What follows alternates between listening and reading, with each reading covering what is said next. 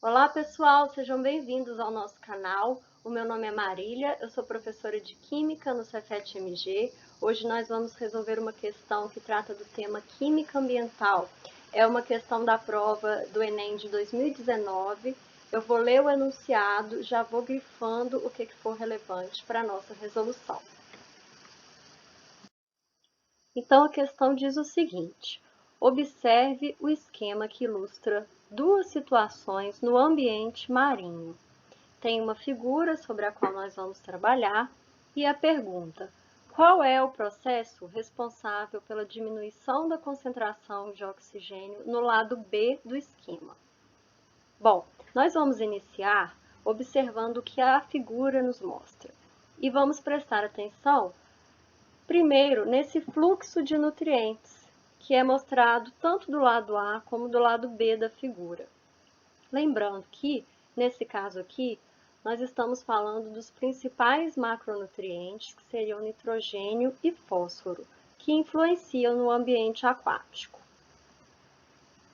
Se observarmos o ciclo biogeoquímico do nitrogênio, podemos ver que existe essa interface entre o ambiente aquático, o solo e o ar no ciclo do nitrogênio, e que as formas em que o nitrogênio chega ao meio aquático são principalmente pela lixiviação dos nitratos que vêm do solo ou ainda pelo carreamento dos nutrientes que vêm de tecidos vegetais, tecidos animais, fezes e urina.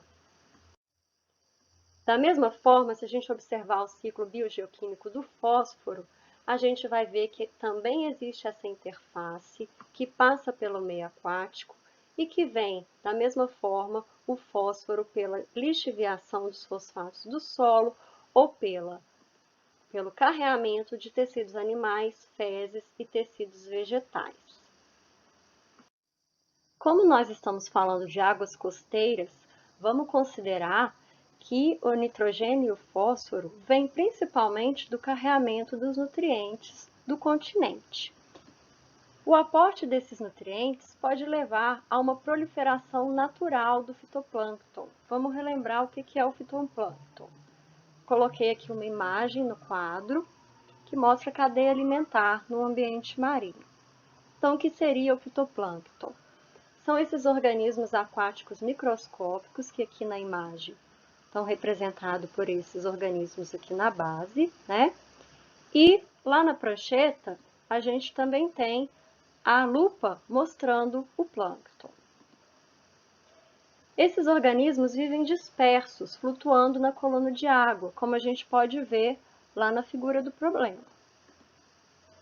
Eles são a base da cadeia alimentar dos ecossistemas aquáticos, certo? E servem de alimentação a organismos maiores, como a gente pode ver lá na figura. Na cadeia alimentar, eles ocupam o nível trófico dos produtores, ou seja, são capazes de produzir seu próprio alimento, através da capacidade fotossintética. Tem como consequência a produção de oxigênio, que também está representado lá na figura. Então, vamos analisar lado a lado da figura o que está acontecendo. Vamos iniciar com o lado A. Devido a esse menor fluxo de nutrientes, nós temos uma proliferação natural do fitoplâncton. Notamos também a presença de oxigênio e a presença de outras comunidades aquáticas, que lá na ilustração está representada a comunidade bentônica, que seriam aqueles micro e macroinvertebrados que ficam ali aderidos em sedimentos, em pedras. e a comunidade nectônica, que está representada pelos peixes e que tem uma mobilidade na coluna de água.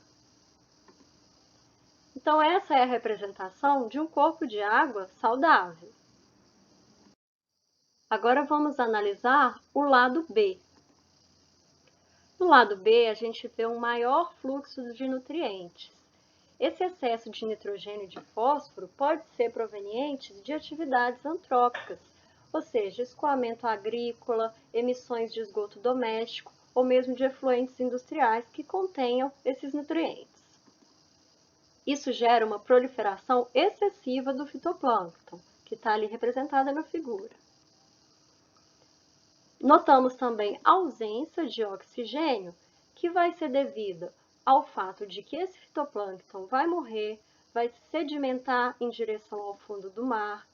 Ele é decomposto por bactérias aeróbias que vão consumir oxigênio. Por causa disso, a gente tem uma depleção de oxigênio ou uma condição de hipoxia, até chegar, em casos mais extremos, a uma ausência completa de oxigênio, que é uma condição de anoxia.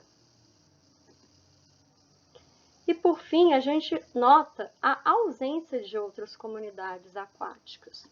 Isso pode acontecer devido às zonas mortas, ou seja, toda a vida marinha ou morreu ou deixou a área em busca de oxigênio e de alimento. De fato, se a gente observar na figura, só tem um peixinho que sobrou ali. Então, essa é uma representação de um corpo de água que está deteriorado. Isso que o problema nos mostra é, então, um caso típico de um processo de eutrofização. O que vem a ser a eutrofização? Essa sucessão gradativa de um estágio de vida aquática saudável para um outro deteriorado, ocasionado pelo acúmulo excessivo de nutrientes e a alta produção de biomassa nos corpos d'água.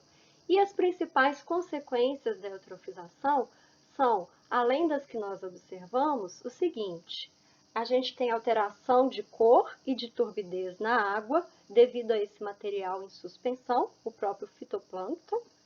Isso a gente poderia observar ali na figura. A gente fica com uma coloração esverdeágua e a água se torna turva, o que tem como consequência a diminuição na penetração de luz ou redução da zona fótica, que é a região até onde o sol consegue iluminar para promover a fotossíntese.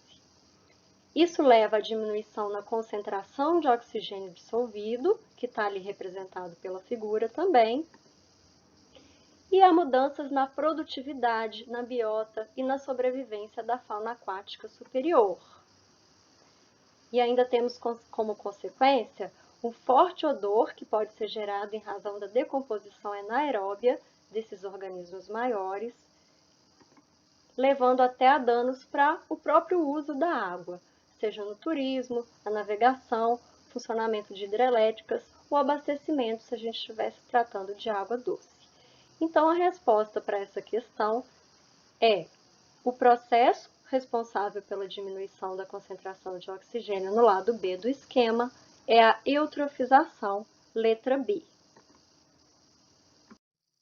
E é isso, pessoal. Espero que tenha sido útil para vocês. Bons estudos e nos vemos nos próximos vídeos.